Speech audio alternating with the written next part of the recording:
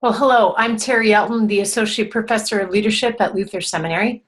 And this is the intro video for the class Leading Christian Communities in Mission for the fall 2017. What I'm going to do is walk you through three things today. One is show you how to just get into the course site as we use both MyLutherNet and Moodle. Second, I'm going to walk you through the syllabus. And third, I'm going to walk you through the course project. Because this is lengthy, I'm going to break this up into three sections of videos so you can start and stop as you want. So we're going to start by having you just get into MyLutherNet and find Moodle. Because even those of you that have been with Luther before, this has changed. And so I just want to highlight it so you can find everything that you need to on the course page. So if you go into MyLutherNet where you registered, and you will come up with SG0405, Leading Christian Communities in Mission, and you will see, sorry, here I have the faculty version, but you will see in that just the home page, some basic course information, and the syllabus. That's all that's there. But then if you click on this link, moodleluthersem.edu, you will get into the actual Moodle site for this course. And in that site will be all of the resources and things like that. Now this may look a little different than yours. This is the teacher version of pieces, but I just want to walk you through a couple things here.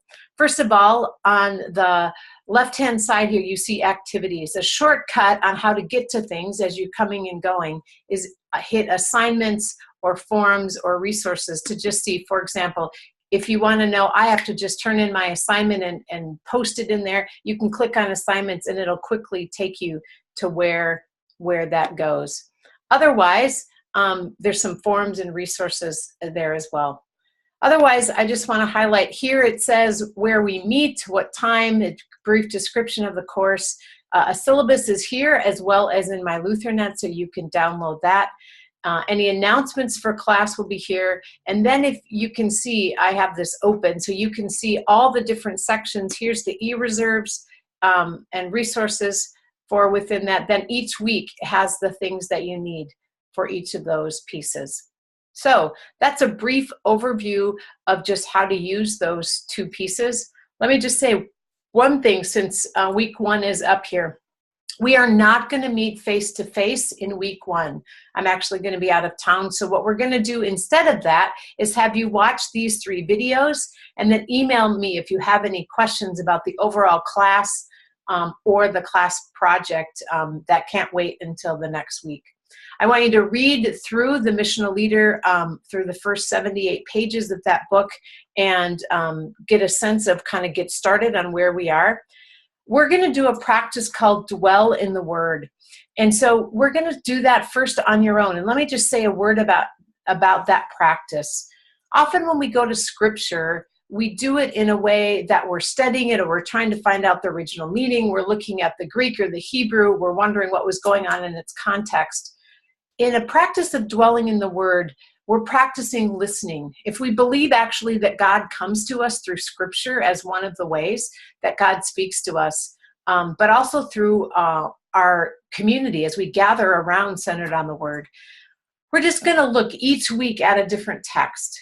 And we're going to open ourselves to listening to that text and what God has to say to us, but also listening to how our neighbor hears that text and what God may be saying to us through our neighbor. So we're going to start by just having you practice on your own. And if you want to gather some people around you to do that, I encourage you to do that.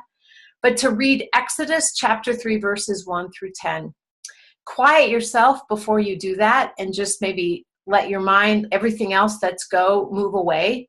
And just take a deep breath, read the text, and pay attention to what is it that stands out for you. Is there a verse, a phrase, a concept that you stop at and ponder?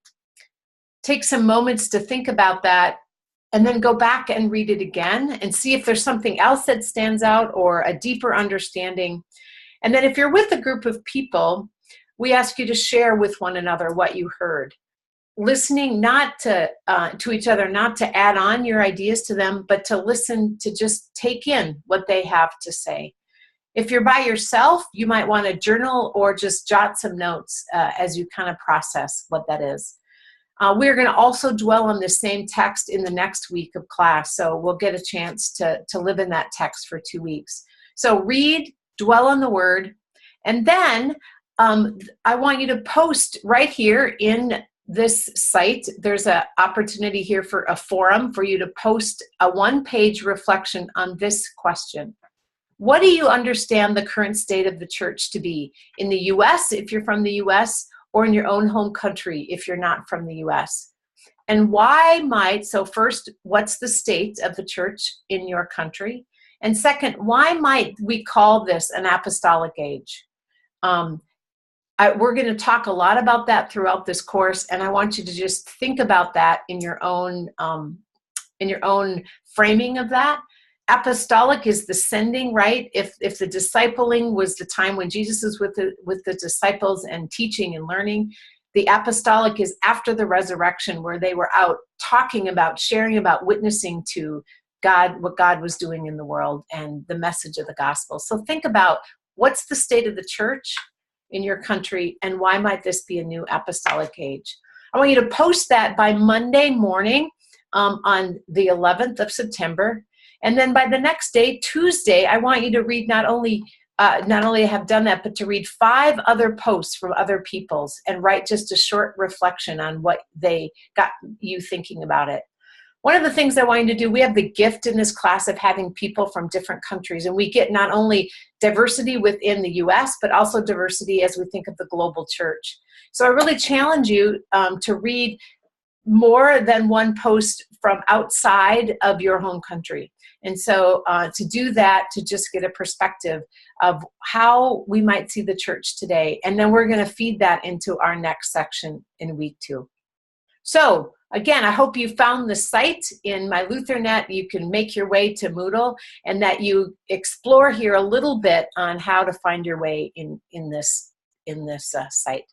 So that's it for right now. Now what we're going to do is I'm going to go more in depth around the syllabus. And so if you haven't got that, please go get that and then go to the video number 2.